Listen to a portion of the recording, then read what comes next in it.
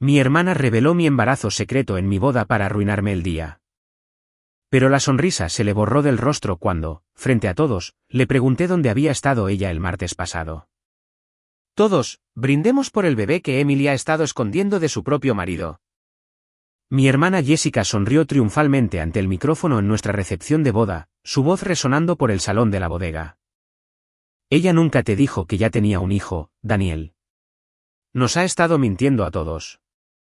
Mi madre, Meredith, asintió con falsa tristeza. Mi padre, Douglas, levantó su copa y aplaudió. 108 invitados cayeron en silencio. No lloré. No lo negué. Me acerqué, le quité el micrófono de la mano, besé a mi esposo en la mejilla y dije con calma, gracias por ese amable brindis, hermana. Ahora, diles a todos dónde estuviste el martes pasado por la mañana a las 9:32 y que firmaste en la escuela de Liam para quitármelo. Su rostro se puso blanco. El vaso se le resbaló de los dedos. Pensaron que me habían destruido frente a todos los que amaba. No sabían que había esperado 11 años por este segundo exacto. Mi nombre es Emily Carter. Tengo 30 años. Si esta historia ya te está enfureciendo, dale me gusta, suscríbete y escribe tu ciudad y la hora en la que te encuentras ahora mismo. Quiero saber quién sigue aquí cuando la verdad finalmente los rompa. Para entender lo que sucedió a las 8:52 de esa tarde, tienes que entender lo que sucedió a las 10:37 de esa mañana. Estaba de pie en el pasillo del sótano de la primera iglesia presbiteriana en Grand Rapids, Michigan, con un vestido que había elegido 6 meses antes porque tenía bolsillos. Mi abuela me había enseñado que una mujer en el día más importante de su vida siempre debe tener un bolsillo para los objetos que aún no puede explicar en voz alta. Tenía 2 objetos en el mío. El primero era un vaso de papel encerado con agua que mi padre me había traído. Caminó por el pasillo sosteniéndolo con ambas manos como una ofrenda de comunión. Me miró a los ojos. Dijo, lo romperás si lo haces hoy. De la misma manera que otro padre podría decir, te ves hermosa. Misma voz, mismo ritmo. Había escuchado la frase 11 veces en 11 años, y esta fue la primera vez que la dejé pasar sin inmutarme. Tomé el agua. Dije, gracias. No pregunté a qué él se refería. El segundo objeto era una pulsera de identificación infantil, de plástico blanco del Spectre Meal Butterworth Hospital, con fecha del 20 de junio de 2015. La había llevado en mi bolsillo desde las 7 de esa mañana. No le había dicho a mi esposo que estaba allí. Al final del pasillo, mi hijo Liam, de 10 años y 10 meses, de pie con un traje 2 tallas más grande que mi hermana Jessica había ajustado en los hombros ella misma, me saludó. Vino corriendo, pequeño y formal, con el pelo peinado como los niños se peinan en las bodas que aún no entienden del todo. Se detuvo frente a mí. Se arregló el pañuelo de bolsillo de su propia chaqueta como un hombre que había visto en una película. Luego levantó la vista. Te ves muy bonita hoy, tía Emily.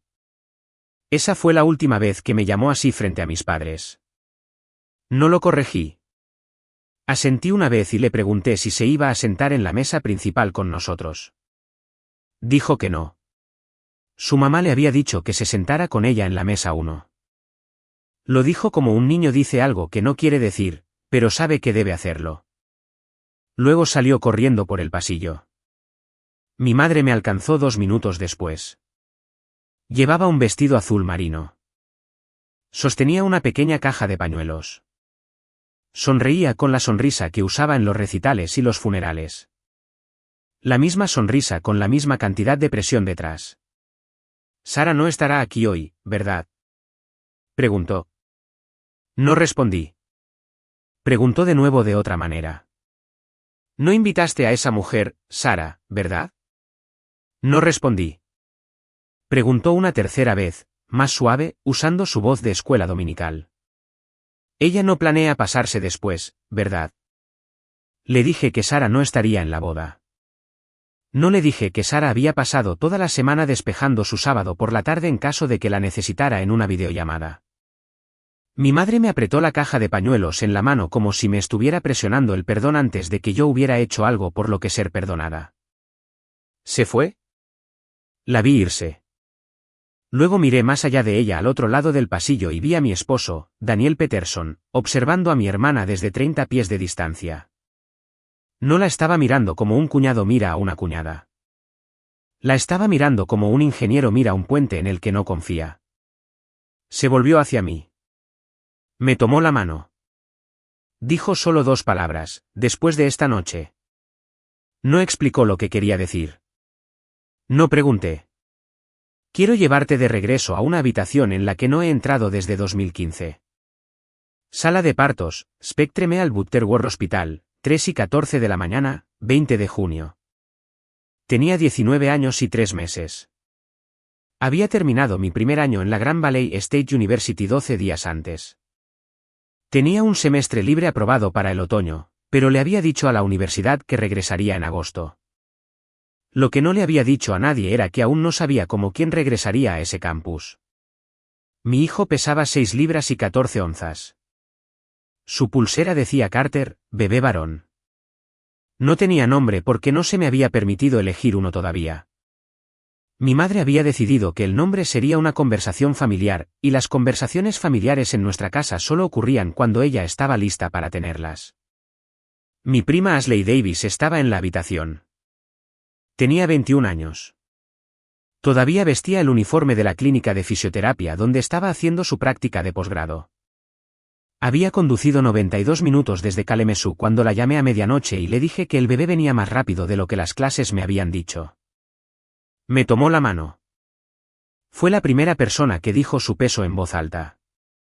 Fue la primera persona en tocarlo después de la enfermera. Mi madre entró a las 4:45. No lo miró. Me miró a mí. Dijo que necesitábamos hablar cuando pudiera caminar. 6 semanas después, hablamos. Era el 26 de julio. Mi contrato de alquiler de apartamento cerca del campus había terminado. Así que vivía en la habitación en la que había crecido. Mi hijo dormía arriba en lo que había sido mi antigua cuna, restaurada. Mi hermana se había casado con David Miller desde diciembre del año anterior. Habían comprado una casa a 9 millas de distancia. Le habían dicho a todos en la boda que querían 3 años solo para ellos. A las 2 de la tarde del 26, mi madre se paró en el umbral de la cocina. Tenía una carpeta de Manila en una mano y una taza de café en la otra. Me dijo que me sentara. No cerró la puerta porque cerrarla habría sido una señal que ni siquiera ella estaba lista para enviar. Habló durante 40 minutos. Dijo la palabra amor 17 veces. Conté más tarde cuando pude volver a contar. Dijo la palabra universidad 11 veces. Dijo las palabras su futuro 6 veces.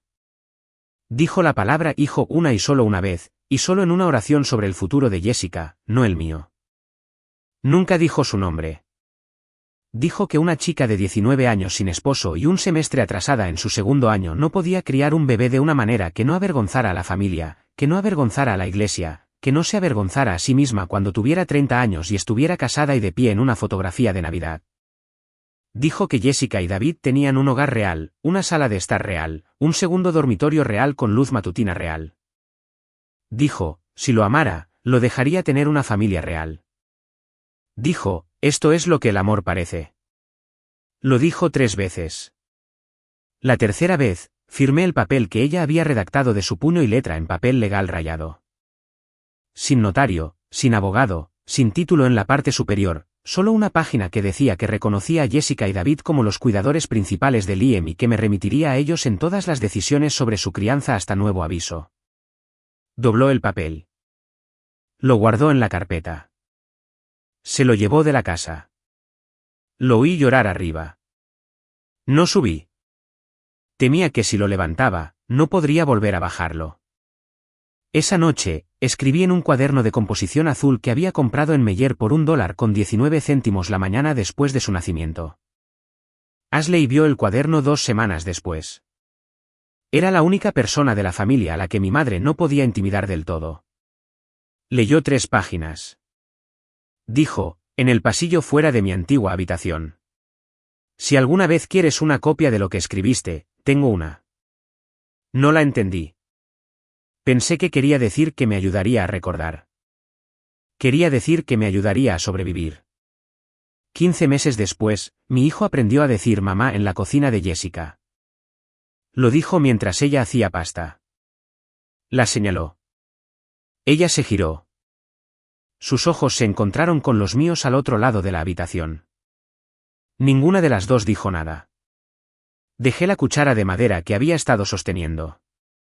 Salí de la casa. Me subí a mi auto. Conduje 12 cuadras y me detuve en Franklin Street junto a una ferretería que había cerrado por la noche. No lloré. Saqué el cuaderno azul de la guantera del lado del pasajero.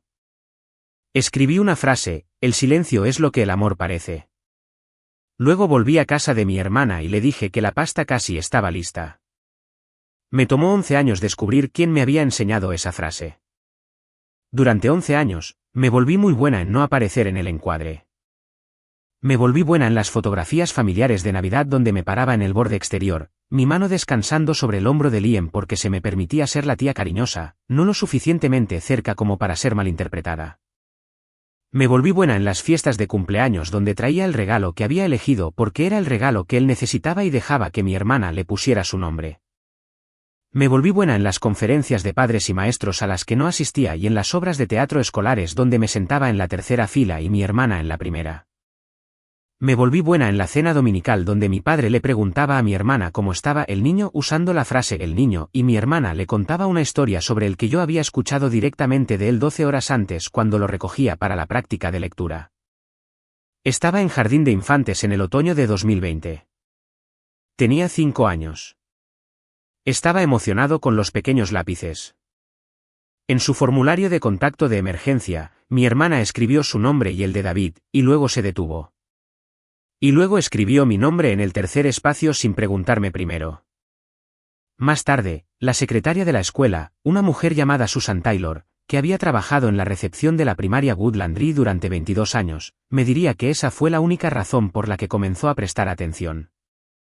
Susan no fue la única que se dio cuenta. Mi tía Carol se había dado cuenta desde 2015. Mi prima Ashley se había dado cuenta desde el hospital. La maestra de arte de jardín de infantes de mi hijo se daría cuenta 5 años después de una manera que importaría más de lo que cualquiera de nosotros había esperado. Conocí a Daniel Peterson en agosto de 2022 en una barbacoa del Día del Trabajo organizada por una amiga nuestra llamada Megan Ayes. Tenía 29 años. Era callado. Me preguntó sobre mi trabajo como especialista en lectura y ni una sola vez hizo una broma sobre lo agradable que debe ser pasar el día con niños. Volvió a la barbacoa al año siguiente conmigo. Conoció a Liam. Liam tenía 7 años. Liam le entregó un cochecito Matchbox rojo a los 20 minutos de conocerlo y dijo: puedes pedirlo prestado, pero lo quiero de vuelta. Mi esposo guardó el coche en el cajón superior de su cómoda durante los siguientes 3 años. No lo supe hasta mucho más tarde. En la primavera de 2023, mi madre reemplazó la fotografía mía de mi graduación de Grand Valley State con un marco de 11x14 de Jessica, David y Liam con disfraces de Halloween a juego. Lo puso sobre la chimenea donde había estado mi foto. Trasladó mi foto a la segunda sala de estar, la que nadie usaba excepto durante el partido Michigan-Ohio State. Cuando vi el cambio, levanté el nuevo marco. Sentí su peso. Lo volví a colocar. Mi madre entró detrás de mí y dijo: ¿no se ve adorable? Dije: sí, mamá. Nunca volví a decirle esa palabra con esa calidez particular. Liam me hizo una pregunta una vez en noviembre de 2025 que no pude responder honestamente. Tenía 10 años. Estaba sentado en la encimera de mi cocina mientras le preparaba un sándwich de mantequilla de cacahuete. Dijo: tía Emily, ¿por qué vienes a todos mis eventos escolares? Jessica dijo que estabas ocupada. Le dije que era porque me gustaba su maestra. Me miró como los niños de 10 años miran a los adultos cuando saben que una respuesta es solo un 60% cierta. Se comió el sándwich.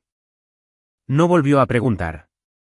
Cada 20 de junio durante 10 años, compraba una vela de vainilla en Target. La encendía en mi cocina sola. Cantaba la primera línea de la canción de cumpleaños en voz baja. Luego apagaba la vela antes de que Daniel llegara a casa del trabajo y tiraba la vela apagada a la basura exterior para que el olor no persistiera. El junio antes de que nos comprometiéramos en 2025, Daniel llegó a casa 40 minutos antes. Entró en la cocina. La vela todavía estaba encendida. No preguntó de quién era el cumpleaños. No preguntó por qué estaba sola en la habitación con una llama. Me puso la mano en el hombro. Se quedó allí hasta que la cera se derritió. Luego me preguntó si quería hablar de ello esa noche. Dije, esta noche no. Volvería a preguntar una vez más el último domingo del año. No volvería a preguntar hasta la mañana en que lo llamé desde un estacionamiento de Trader Joe's con una bolsa de rúcula rodando debajo de un Subaru de un extraño. Encontré a Sarah Jenkins en octubre de 2025. La encontré como la mayoría de las mujeres encuentran a la persona que las va a salvar lentamente a través de 3 grados de separación, ninguno de los cuales ella habría elegido. Mi prima Ashley conocía a un fisioterapeuta cuya hermana era una enfermera obstétrica cuya supervisora había asistido una vez a un curso de capacitación hospitalaria dirigido por una trabajadora social con maestría autorizada que se especializaba en algo que el folleto describía como conversaciones de identidad para niños colocados por parentesco y los adultos que los aman. El folleto era un trozo de papel azul doblado. Ashley me lo envió por correo. No incluyó una nota. Confiaba en que lo abriera o no. Lo abrí en el estacionamiento de mi complejo de apartamentos un martes. Llamé a Sarah la mañana siguiente. Su recepcionista de admisión me hizo 2 preguntas. La primera fue si buscaba terapia para mí o para un niño. Dije que para mí. La segunda fue si la situación implicaba una disputa legal por la tutela. Dije que no. Me programó para el miércoles siguiente a las 4. Sarah tenía 45 años, era alta, con el pelo gris corto y el tipo de franqueza que proviene de una década de escuchar a la gente describir el dolor en círculos. Su oficina tenía una planta de serpiente en la esquina que claramente había sobrevivido a varias oficinas antes que esta. No me preguntó qué necesitaba durante los primeros 4 minutos de nuestra primera sesión. Me dejó sentarme con el sonido del calentador. Luego hizo una pregunta, ¿de quién estás aquí para proteger la historia? Fue la primera vez en 11 años que alguien me hacía una pregunta que no tenía una respuesta incorrecta. Nos reunimos cada 2 miércoles de noviembre a abril. Ella seguía diciéndome que la verdad no era lo mismo que el título. Seguía diciéndome que podía devolverle a mi hijo su historia sin quitarle a la mujer a la que él llamaba mamá. Dijo que la maternidad no era lo mismo que la biología y la biología no era lo mismo que la identidad, y que un niño de 11 años ya ha comenzado el trabajo de averiguar dónde se cruzan los cables, y que si los adultos no nombran los cables, el niño los nombrará solo y algunos los entenderá mal. Dijo que yo no necesitaba ser la madre de Liam. Él necesitaba saber que lo era. El 2 de marzo, en la 11ª sesión, dijo la frase que yo había estado evitando durante 6 años, ya es lo suficientemente mayor. Esperar más allá de los 11 años le hará más daño de lo que le salvó. Le pregunté si estaba segura. Dijo que sí. Le pregunté si podía grabar el resto de la sesión. Dijo que sí, siempre y cuando fuera solo para mi registro personal y no lo distribuyera. Encendí la aplicación de notas de voz en mi iPhone. La grabación dura 27 minutos. En ella, Sarah describe lo que le diría a Liam si fuera ella quien lo dijera. Usa su nombre. Usa mi nombre. Usa el nombre de mi hermana. No usa las palabras la verdad porque esas 2 palabras tienen un peso que la mayoría de los niños de 11 años no pueden soportar en una sola sesión. Usa la frase, una historia más larga sobre ti que eres lo suficientemente mayor para saber. Escuché esa grabación 31 veces en los 2 meses siguientes. Todavía no la he borrado. El 5 de abril, conduje al centro a la sucursal del First National Bank of Michigan en Monroe Center y le pedí al gerente que me llevara a la caja de seguridad 82. La había alquilado en el otoño de 2017, 3 meses después de cumplir 21 años, usando dinero que había ahorrado de mi primer estipendio de maestra. No la había abierto en 8 años. Dentro había un sobre de Manila. Dentro del sobre había 2 objetos. El primero era una pulsera de identificación del hospital, de plástico blanco, impresa con Carter, bebé varón, 6 libras 14 onzas. 20 de junio de 2015. Spectre Meal Butterworth Hospital. Todavía olía ligeramente a jabón de hospital, lo cual no habría creído posible después de casi 11 años. El segundo objeto era un cuaderno de composición azul, 48 páginas llenas de tinta azul. En la portada, de mi puño y letra de cuando tenía 19 años, había escrito las palabras, para el niño al que no nombré. Lo abrí.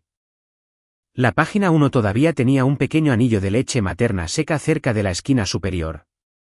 Encontré la entrada del 26 de julio. Leí las primeras 4 líneas. Cerré el cuaderno de nuevo. Lo puse en mi bolso de mano. Conduje a casa en completo silencio. Pensé que eso era lo más difícil que iba a leer ese año. No lo fue. El domingo que mi madre vino sin ser invitada fue el 12 de abril. Llamó a las 3:18 y dijo que dejaría la bandeja de té de mi abuela en mi puerta en 15 minutos porque estaba de paso por el vecindario, lo cual no era algo que mi madre hiciera. Mi madre no pasaba por los vecindarios. Mi madre llegó. Le dije que podía pasar a tomar el té. Estuvo en mi rellano en 19 minutos. Llevaba los pendientes de perlas que había heredado de su madre y que nunca había prestado a ninguna de sus hijas. Llevaba la bandeja en ambas manos como si pesara más de lo que parecía. La colocó en la encimera de mi cocina. Se sentó a mi mesa de la cocina sin esperar a que se lo pidieran. Hice té inglés de desayuno. Le serví su taza. Mi teléfono vibró con un mensaje de texto de Sara confirmando nuestra próxima sesión. Salí de la cocina para contestar. Estuve fuera 3 minutos. 3 minutos. Cuando regresé, mi madre estaba en su segundo sorbo. Sonreía al té. Sonreía como sonreía en la escuela dominical cuando un niño había dicho algo encantador. Hablé trivialidades sobre el té. Pregunté por la presión arterial de mi padre. Pregunté por su estudio bíblico de mujeres del jueves. Se fue 40 minutos después. Se sentó en su cambio en mi entrada durante 20 minutos adicionales antes de salir. La observé desde la ventana de mi segundo piso. No sabía por qué estaba sentada allí. No lo supe hasta 9 días después. A las 5:19 de esa misma tarde de domingo, mi madre le envió un mensaje de texto a mi hermana con lo siguiente: mira lo que vi en su encimera. Sara Jenkins es terapeuta. Tienes que moverte rápido. Adjunta al mensaje de texto había una fotografía de mi chequera abierta en la encimera de la cocina donde la había dejado, con el cheque número 118 arrancado a la mitad del talonario. En la línea de concepto, de mi puño y letra, estaba escrito Sara Jenkins, LMSW, sesión número 11. Mi madre no necesitaba saber qué era una LMSW. Había asistido a un seminario de desarrollo profesional con Sara Jenkins en el verano de 2019.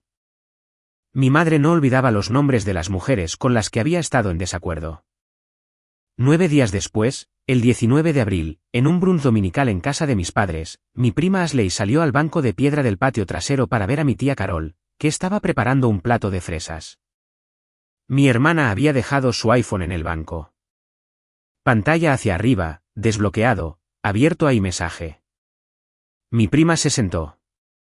Mi prima se desplazó. Mi prima tomó una captura de pantalla del intercambio entre mi madre y mi hermana.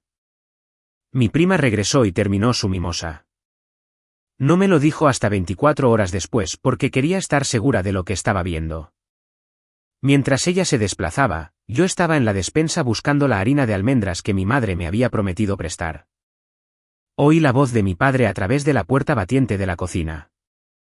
Estaba hablando con mi madre. No sabía que yo estaba allí. La romperás, eso fue lo que dijo. Romperás a Jessica si no manejas esto bien. Me quedé inmóvil. Había escuchado esa frase con las mismas 3 palabras toda mi vida adulta. Había pensado durante todos esos 11 años que mi padre estaba hablando de Liam. Había pensado que me había estado pidiendo que tuviera cuidado con el niño que no se suponía que debía reclamar. No lo estaba. Nunca lo había estado. Había estado hablando de mi hermana todo el tiempo, protegiéndola de mí. Protegiéndola de la verdad sobre quién era realmente su hijo. protegiendo la historia en la que él necesitaba que ella estuviera para que sus 30 años de trabajo como director siguieran pareciendo un legado en su cena de jubilación. Me quedé en esa despensa durante mucho tiempo, lo suficiente como para que cuando mi madre abrió la puerta y dijo que la harina de almendras estaba en el congelador, asentí y le di las gracias como si la hubiera estado buscando todo el tiempo. Esa noche a las 11:52 desde su propia casa a 3 millas de distancia, mi hermana abrió una pestaña privada en Google Chrome y escribió una consulta en la barra de búsqueda. La consulta era cómo eliminar contacto de emergencia de registros escolares de Michigan sin el consentimiento del otro progenitor. Pasó esa noche aprendiendo lo que yo había pasado 11 años sobreviviendo. Cómo borrar un nombre de la vida de un niño. Martes, 28 de abril, 9:32 de la mañana. Mi hermana entró en la escuela primaria Woodland con una expresión que ya había visto antes 2 veces en momentos de mi vida en que alguien de mi familia había decidido tomar una decisión sin mí. Llevaba un blazer gris. Llevaba un portafolio de cuero. Había bloqueado su mañana de trabajo bajo la entrada del calendario, cita personal.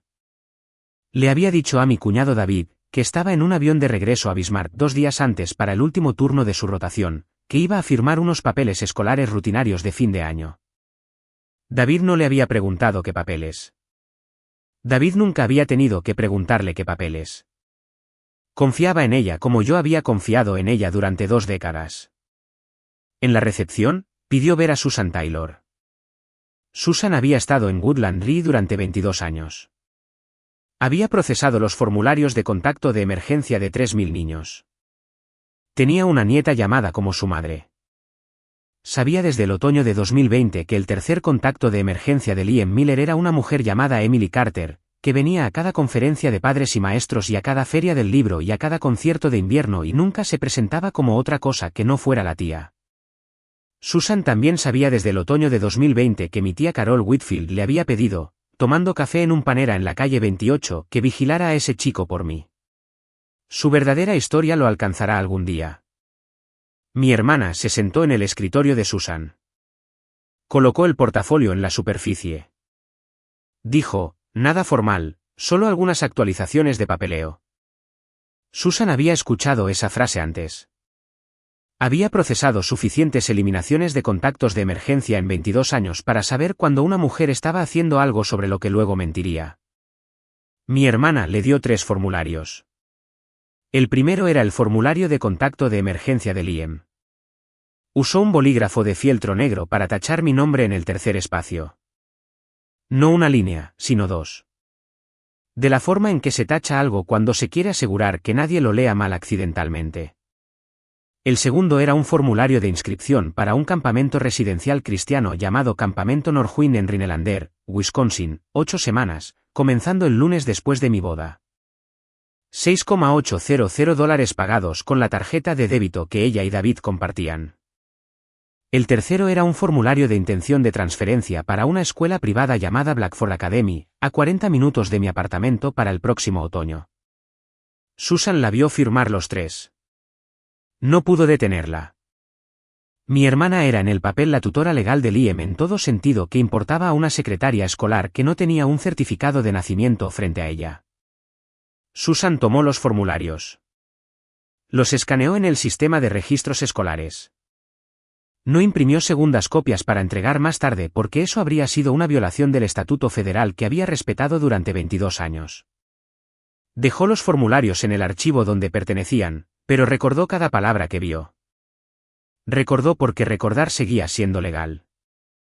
A las 9:15 de la mañana siguiente, miércoles 29, Susan salió al estacionamiento detrás de la primaria Woodland se sentó en su Ford Escape y llamó a mi prima Ashley en Kalamazoo. La llamada duró 11 minutos. No envió ninguna fotografía. No describió ningún documento por su redacción exacta. Describió lo que había visto hacer a una mujer con sus propias manos en una oficina pública durante el horario comercial un martes por la mañana. Le contó a Ashley sobre el bolígrafo negro y las 2 líneas sobre mi nombre. Le contó a Ashley sobre las 8 semanas en Wisconsin que comenzarían el lunes. Le contó a Ashley sobre el formulario de transferencia. Le dijo a Ashley que testificaría si importaba lo que había visto. Luego dijo, Carol me pidió que lo vigilara. Lo he estado vigilando durante 6 años. Esta noche es la primera noche que tengo algo por lo que valga la pena llamarla. Ashley me llamó a las 9:41. Estaba en el estacionamiento de Trader Joe's en la calle 28 con una bolsa de papel de rúcula prelavada. Se me cayó la bolsa. La bolsa rodó bajo un Subaru azul a 3 plazas de distancia. No fui a buscarla. Ashley habló rápido. Me contó lo que Susan había visto. Me contó lo del bolígrafo. Me contó lo de Wisconsin y las 8 semanas y la transferencia escolar. Me dijo que mi tía Carol había estado esperando 6 años para hacer esta llamada. Me dijo que sucedería en 6 días. Me senté en mi coche. No podía abrir la puerta. Llamé a Sarah Jenkins. Sarah contestó al segundo timbrazo. En nuestra última sesión me había dicho algo que había oído pero que no había entendido en ese momento. Había dicho, si tu hermana alguna vez intenta acelerar esto, lo hará moviéndolo a un lugar al que no puedas llegar. Presta atención a eso. Por teléfono en el aparcamiento el miércoles, 4 días antes de mi boda, finalmente comprendí la frase. Sarah dijo, ¿qué necesitas? Dije, necesito que estés en mi recepción el sábado en una pantalla si llega el caso. Dijo, estaré en mi escritorio. Luego colgué y llamé a mi esposo. Daniel no preguntó qué pasaba. No preguntó dónde estaba. Dijo, ¿dónde estás? Voy para allá. Esa fue la primera vez en 11 años que alguien vino a mí sin antes preguntar qué había hecho para merecerlo. Si todavía estás conmigo y esta historia te hace entender por qué algunas mujeres permanecen en silencio durante años antes de hablar finalmente, dime en los comentarios cuál es tu ciudad y qué hora es donde estás ahora mismo. Quiero saber quién está aquí en este minuto exacto de esta historia. Luego déjame contarte lo que pasó cuando abrió la puerta del pasajero de mi coche. Llegó al aparcamiento de Trader Joe's en 22 minutos. Todavía llevaba su polo de trabajo, una camisa azul marino con el logo del proveedor de nivel 1 bordado sobre su corazón, y sus botas con punta de acero aún estaban cubiertas con las finas virutas de metal que barría todas las noches antes de entrar en nuestro apartamento. No se abrochó el cinturón de seguridad cuando se sentó en el asiento del pasajero. No preguntó qué había pasado. Se recostó un poco para que yo supiera que no se iba a ir a ninguna parte. No se lo conté en orden. Se lo conté de la forma en que las cosas salen de una mujer que las ha estado cargando sola durante mucho tiempo, de lado, una encima de la otra, en la secuencia equivocada. Le hablé de la puerta de la cocina antes de hablarle del nacimiento. Le hablé de la vela de vainilla antes de hablarle del papel. Le hablé del cuaderno antes de hablarle de la llamada de Ashley. No me interrumpió. Escuchó durante 17 minutos. Luego, cuando me quedé sin frases, dijo algo que no esperaba. Lo sé. Lo miré. Lo dijo de nuevo, más bajo. Lo sé, Emily. Lo sé desde hace 8 meses. Sacó su teléfono del bolsillo trasero. Abrió la aplicación de notas. Giró la pantalla para que yo pudiera leerla. Había una lista, 8 fechas en orden cronológico en una pequeña nota titulada Liam, hijo de Emily. Las fechas eran los últimos 8 domingos que mis padres habían organizado cenas familiares. Junto a cada fecha había una sola palabra o dos. Lloró en el camino de entrada. Lloró en el camino a casa. Silenciosa durante toda la comida. Se fue temprano. Volvió con los ojos rojos. Le pregunté cuánto tiempo llevaba guardando la lista. Dijo, desde septiembre. Le pregunté cuánto había descubierto. Dijo, descubrí la mayor parte en marzo. Busqué 3 cosas. Las busqué en 3 noches diferentes. Colocación por parentesco, divulgación de identidad en Michigan, terapeuta infantil Grand Rapids, apellido Jenkins. Le pregunté por qué no me había preguntado. Dijo lo que iba a decir a continuación lentamente porque lo había estado ensayando durante mucho tiempo. No quería saberlo antes de que estuvieras lista para contármelo, pero estaba listo cuando tú lo estuviste. Lloré en el asiento del pasajero de mi propio coche por primera vez en 24 minutos. Lloré como había llorado en la oficina de Sarah, que era el tipo de llanto que se sentía como algo que se liberaba en lugar de algo que se rompía. No me tocó. No intentó acercarme a él. Simplemente se sentó allí. Su mano descansaba sobre su propia rodilla. Mantuvo el teléfono abierto en la lista hasta que terminé. Luego sacó su propio teléfono de nuevo y le envió un mensaje de texto a mi prima Ashley en Kalamazoo. Lo que tengas, guárdalo. No para el tribunal, para Emily. Ashley respondió en 30 segundos. Dijo que tenía una unidad flash USB lista.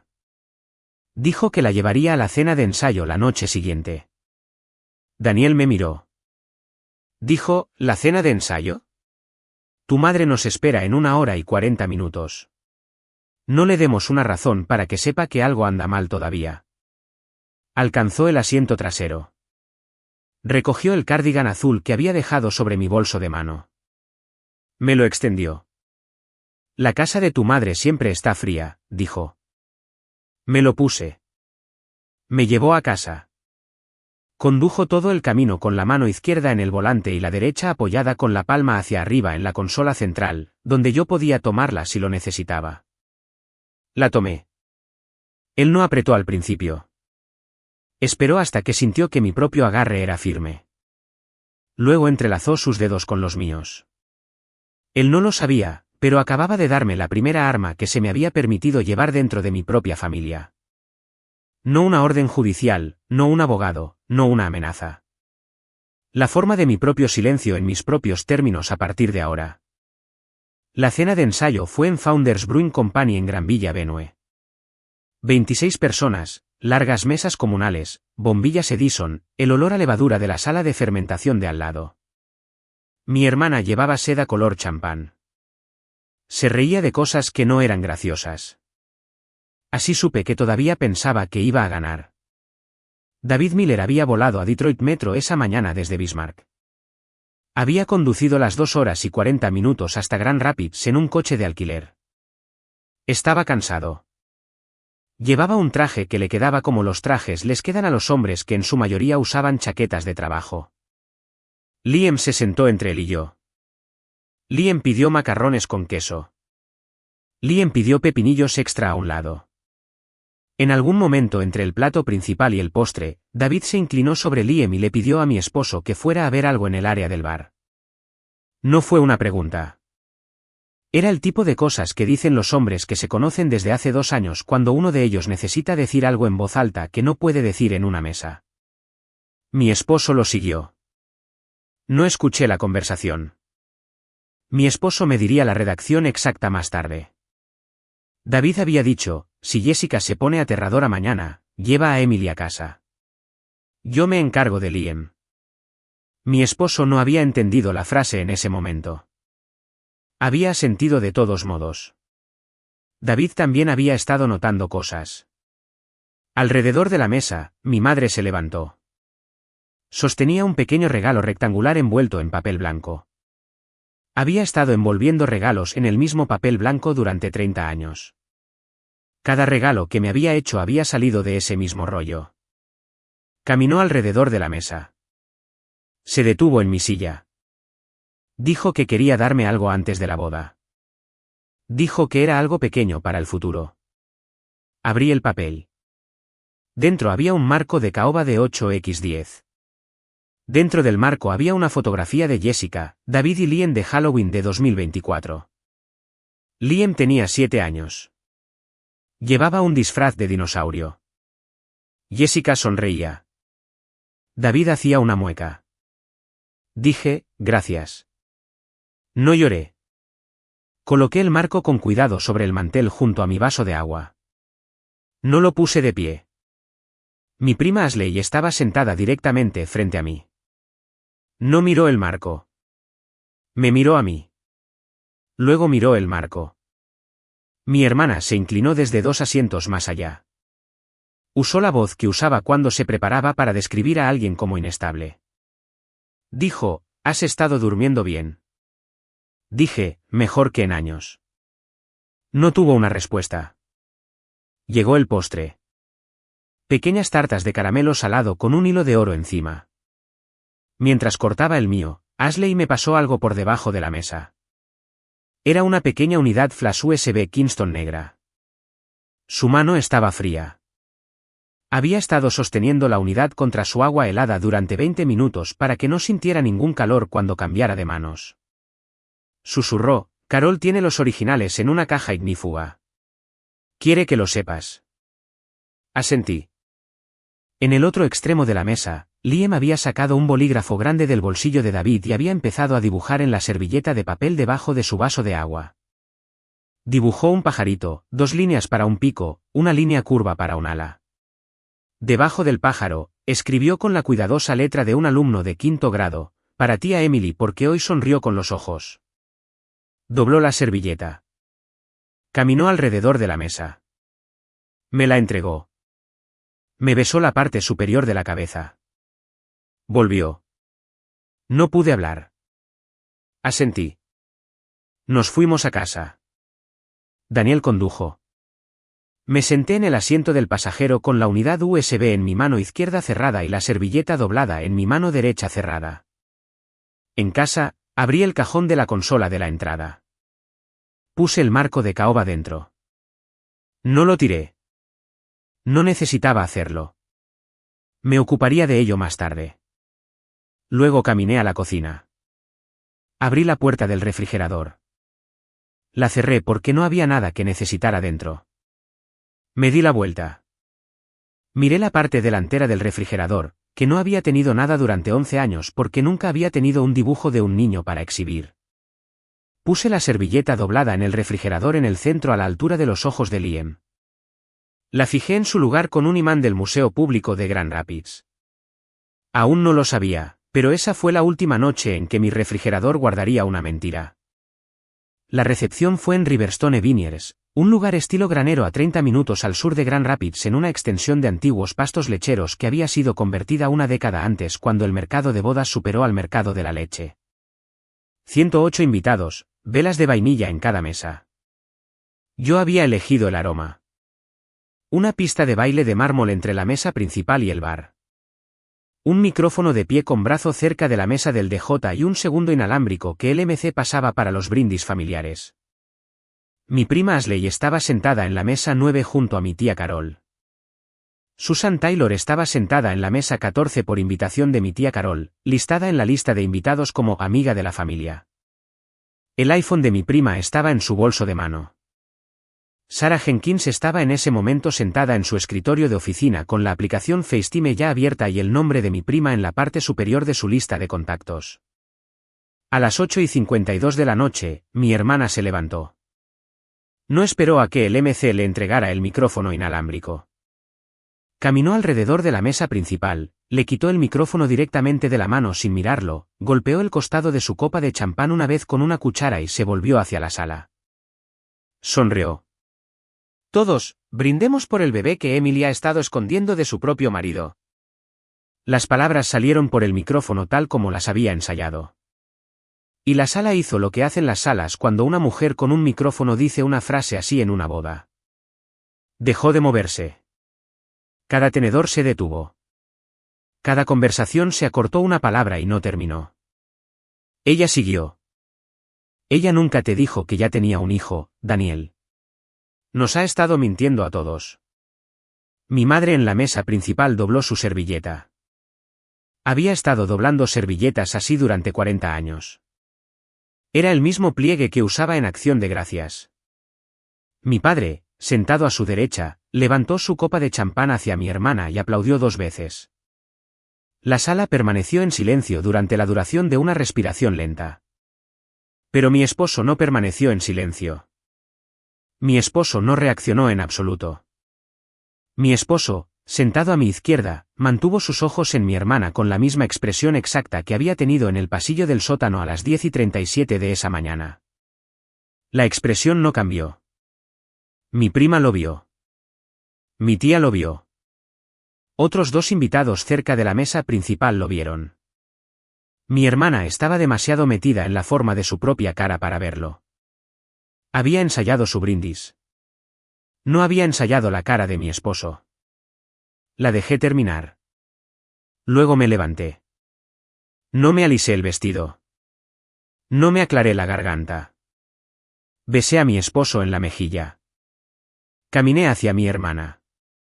No intenté tomar el micrófono. Puse mi mano sobre su mano, la mano que lo sostenía, y esperé. Ella podía sentir la diferencia entre alguien que intenta tomar algo y alguien que espera que se le dé algo. Lo soltó. Levanté el micrófono.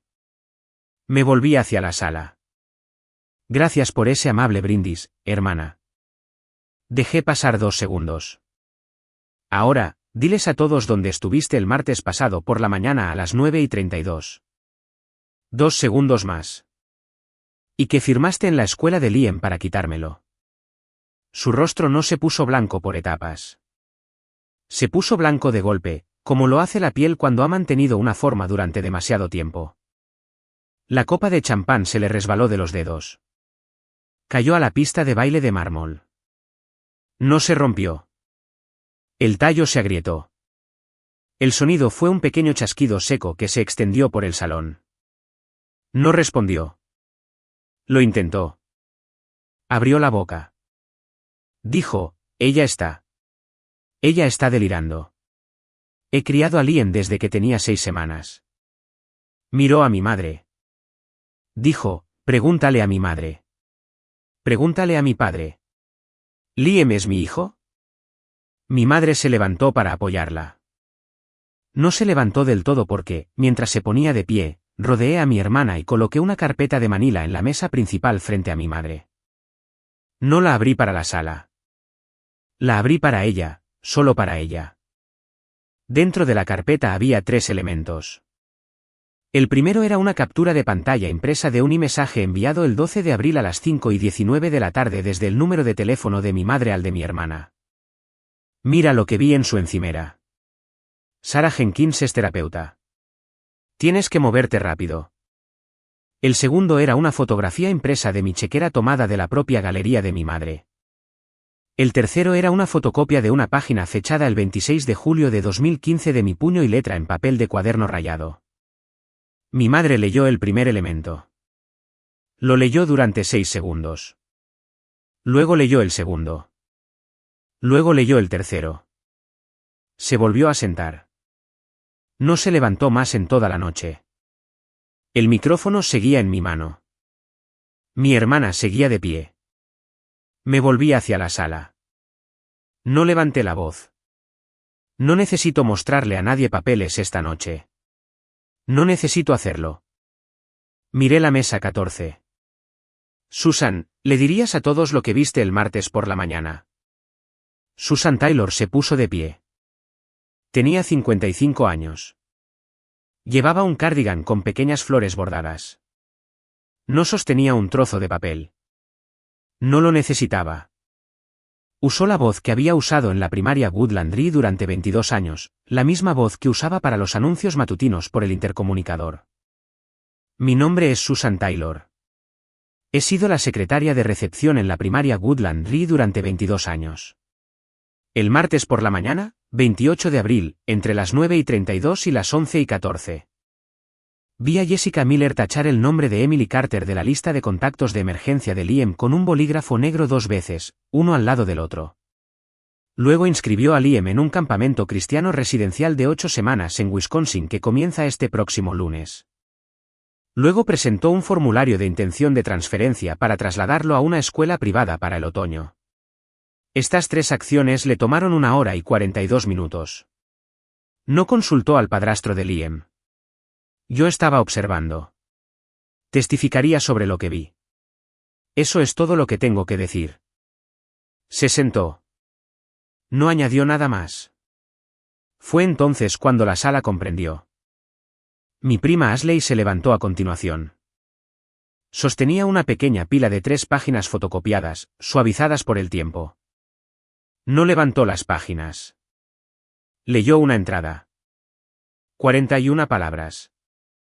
La fecha era el 26 de julio de 2015. Mamá está de pie en la puerta de la cocina. No se irá hasta que lo firme. Liam está dormido en mi pecho. Pesa 6 libras y 14 onzas. No quiero firmar, pero ella dice, esto es lo que el amor parece. Se sentó. No repitió. Mi prima luego metió la mano en su bolso, sacó su iPhone y lo colocó en el micrófono de pie en la cabina del DJ. Tocó una vez. La llamada de FaceTime se conectó. El rostro de una mujer con el pelo gris corto apareció en la pantalla frente a una planta de serpiente. Habló durante 34 segundos. Mi nombre es Sarah Jenkins. Soy trabajadora social con maestría autorizada. Emily Carter me ha estado consultando desde noviembre del año pasado sobre la preparación para la divulgación de identidad para un niño en su familia. Ella ha hecho esa preparación con cuidado, éticamente y en el mejor interés del niño. Enviar a Liam a un campamento de 8 semanas a partir del lunes no lo habría protegido. Habría retrasado una conversación para la que está listo para el desarrollo. Gracias por permitirme estar aquí en una pantalla esta noche. He dicho lo que vine a decir. Se desconectó. Ashley recogió el iPhone, se sentó. Mi cuñado David se levantó a continuación. Salió al patio de la viña. Sostuvo su propio teléfono en su oído durante 4 minutos. Dentro, no podíamos oír lo que decía. No necesitábamos hacerlo. Volvió a entrar. Caminó hacia mi hermana. Puso su teléfono boca abajo en la mesa principal. Dijo una frase: llamaste a un campamento en Wisconsin sin preguntarme. Está cancelado. El depósito será reembolsado el martes. Mi hermana no le respondió. No tenía una respuesta que dar. Colocó el micrófono inalámbrico en la mesa principal sin apretar. Mi madre extendió la mano y le tocó la manga. Mi hermana retiró la manga. Mi padre se levantó. No nos miró a ninguno de nosotros. Salió del salón por la puerta trasera que daba al estacionamiento. No lo seguí. Esa fue la primera vez en 11 años que veía a mi padre alejarse de mí y no sentía que yo era la que había perdido algo. Después de que mi padre se fue, nadie se movió durante mucho tiempo. Mi madre permaneció sentada. Mi hermana permaneció de pie. Mi esposo permaneció a mi izquierda. Yo permanecí en el centro del suelo de mármol con el micrófono inalámbrico aún en mi mano, observando cómo la sala absorbía la forma de lo que acababa de suceder sin ofrecerle un guión sobre cómo reaccionar. Luego mi tía Carol se levantó en la mesa 9. Tenía 58 años. Llevaba un vestido de encaje marfil que había comprado hacía 15 años y había usado en 3 funerales desde entonces. Era la hermana menor de mi madre. Era la madre de Ashley. Ella era la razón por la que Susan Taylor había sabido vigilar a un niño de 5 años en un aula de jardín de infancia durante 6 años. No había hablado públicamente en esta familia en mucho tiempo. Había tenido miedo de su hermana durante 11 años. Pasó por 3 mesas. No tomó el micrófono. Caminó hacia mí. Se detuvo a 6 pulgadas de distancia. Puso ambas manos sobre mis hombros. Me miró durante 4 segundos sin decir nada. Luego se volvió hacia la sala. No levantó la voz. Habló en el espacio entre la mesa principal y la pista de baile, y la sala estaba lo suficientemente silenciosa como para escuchar. Douglas dijo: «La romperás», a Meredith cuando Emily tenía 19 años. Lo dijo de nuevo cuando intenté intervenir en 2015. Lo dijo de nuevo el tercer domingo de cada noviembre durante los siguientes 11 años. Esta noche, no se lo dijo a nadie. Y finalmente, rompió a alguien. Se volvió hacia mí. Me rodeó con los brazos. Me abrazó durante 22 segundos. Se volvió a sentar en la mesa 9. Mi madre se levantó 4 minutos después, una vez que hubo comprendido lo que su hermana acababa de decir frente a 108 testigos. Se levantó sin hablar. Caminó hacia la puerta trasera. Salió del salón. No me miró al salir. Yo tampoco la seguí. Mi hermana permaneció de pie junto a la mesa principal. Su mano seguía apoyada en la superficie donde descansaba el micrófono. Miraba al suelo. Mi cuñado había regresado a su asiento junto a ella. No la tocaba. No la miraba. Bebía su agua como un hombre que había decidido que las próximas 12 horas serían sobre un niño y no sobre un matrimonio. A las 9:45 de la noche, una pequeña puerta trasera en el otro extremo del salón de la recepción se abrió. Liam entró. Tenía 10 años y 10 meses. Todavía llevaba su pequeño traje, pero se había quitado la chaqueta en algún lugar entre la casa de mi prima y la puerta principal del local, y la llevaba sobre el antebrazo como había visto hacer a los hombres adultos. Tenía una mancha de helado de chocolate en la comisura de la boca. Sostenía un iPad que tenía un juego en pausa en la pantalla. No sabía lo que acababa de pasar en la sala.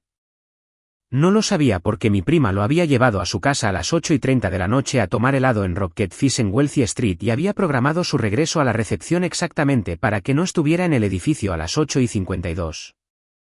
Para que no escuchara a su madre describirlo por el micrófono. Para que no viera a su padrastro salir de una habitación. Para que no viera a ninguna de las dos mujeres que lo habían criado en diferentes habitaciones de su propia vida, la verdad de ese arreglo expuesta al aire público. Ashley había hecho eso por mí sin preguntar. ¿Sin necesidad de que yo preguntara? Liam caminó por el suelo de mármol. No fue hacia mi hermana. No fue hacia la silla vacía de mi madre. Caminó directamente hacia mí. Levantó la vista. Me extendió la servilleta de papel de la cena de ensayo. La había guardado doblada en el bolsillo de su pequeño traje durante 24 horas. La señora Taylor dijo, «Tuviste una noche difícil. ¿Quieres pastel?» Me arrodillé. Puse mi mano en el costado de su cara. No lloré frente a él. Lloraría más tarde en la tranquilidad de un baño de hotel a las 2 de la mañana de una manera que no necesitaba ser presenciada. Ahora no. Ahora, dije, sí, amigo. Me encantaría un pastel. Me tomó de la mano. Me llevó a la mesa de postres. A la mañana siguiente a las 7:14, me desperté en nuestro apartamento. Daniel todavía dormía.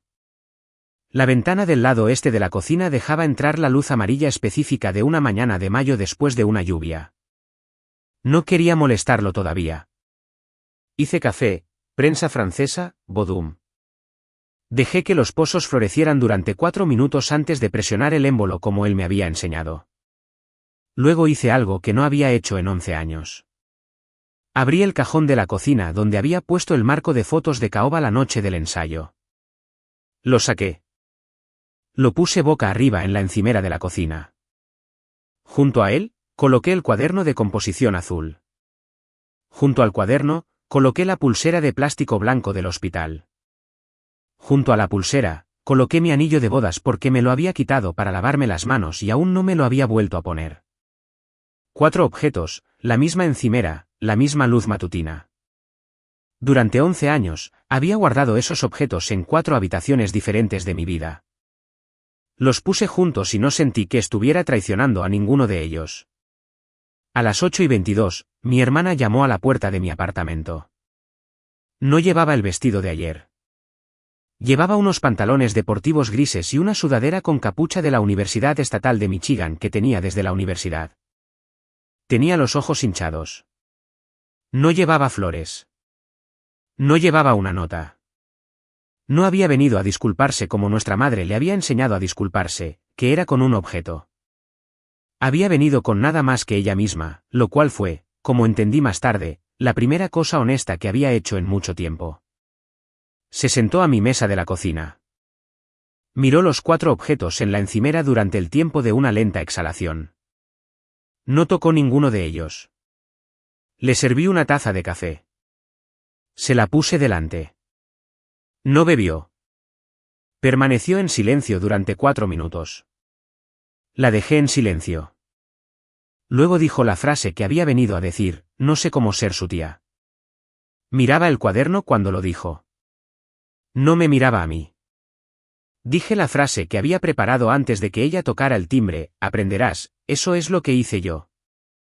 No respondió. Eso no fue perdón. No fue un abrazo. No fue una promesa. Fue la forma de un límite en el que ambas pasaríamos los próximos 12 meses averiguando cómo vivir. Llamaría a Sarah Jenkins el lunes. Yo asistiría a las 3 primeras sesiones conjuntas. Mi madre y mi padre no asistirían a ninguna de ellas porque ya les había dicho, a través de una nota escrita entregada por mi tía Carol, que no los vería durante un año. Volarían a Arizona el lunes por la tarde para visitar al hermano de mi madre 3 días antes de un viaje que ya habían programado. No estarían en la primaria Woodland Ree para el concierto de fin de año. Aprenderían lo que significaba perder el acceso a un niño por su propia mano, en sus propios términos, sin un juez, sin un abogado, sin una congregación de la escuela dominical a la que culpar. Mi cuñado David no pediría el divorcio esa primavera porque amaba a mi hermana y porque sabía que si lo hacía, Liam perdería un hogar durante el mismo mes en que Liam estaba aprendiendo su verdadera historia. Dormiría en la habitación de invitados durante 8 semanas. Él y Jessica aprenderían a convertirse en los padres de un niño que ahora sabía quién era su madre. Mi hermana salió de mi apartamento a las 9:16. No había tocado el café. No había tocado los 4 objetos de la encimera. En la puerta, dijo, llamaré a Sara mañana. Asentí. Cerré la puerta. Daniel ya estaba despierto. Estaba en el pasillo con su camiseta gris suave. No preguntó qué había dicho ella. Pasó a mi lado. Recogió la servilleta doblada de encima del refrigerador. La apartó. La reemplazó con un nuevo trozo de papel. Un dibujo que Liam había hecho la noche anterior en la mesa de la cocina de Ashley mientras comía helado. Era una mujer de pelo largo que llevaba un cardigan azul de pie junto a un niño pequeño. Debajo, con la cuidadosa letra de un alumno de 5º grado, había una palabra, familia. No da alguien que se siente como familia, pero no sé por qué, solo familia. Daniel lo pegó al refrigerador con el mismo imán del Museo Público de Grand Rapids. Luego se puso detrás de mí. No me tocó. Esperó hasta que me recosté. Si has llegado hasta aquí, si has llevado esta historia conmigo a través de una mañana de boda y una puerta de cocina y un estacionamiento de Trader Joe's y una pista de baile de mármol y cada año de silencio intermedio. Entonces dale me gusta esta noche por una secretaria de escuela que nunca conociste, una prima que guardó una fotocopia en una caja fuerte durante 11 años, y una tía que rompió un silencio a los 58 años. Luego déjame terminar lo que tengo que decir. El 20 de junio de este año, en el 11º cumpleaños de mi hijo, encenderé la vela de vainilla que he estado comprando cada junio durante una década. La encenderé en la cocina donde los 4 objetos todavía viven en la encimera. La encenderé con mi esposo a mi lado. No la apagaré antes. No esconderé el olor. No tiraré la vela a la basura exterior. Dejaré que se queme por completo. Pasaron 11 años enseñándome que el silencio era lo que el amor parecía. Yo pasé un martes enseñándoles a qué suena realmente el amor. Suena como una secretaria de escuela presionando imprimir. Suena como una tía diciendo la verdad. Suena como un esposo preguntando dónde estaba. Suena como una prima entrando en un salón de bodas con 3 páginas dobladas que había guardado en una caja fuerte desde que yo tenía 19 años. Y suena como un niño diciendo mi nombre en voz alta sin una palabra delante, con su propia voz, a su debido tiempo. Mi nombre es Emily, no tía. Solo Emily. Eso fue suficiente.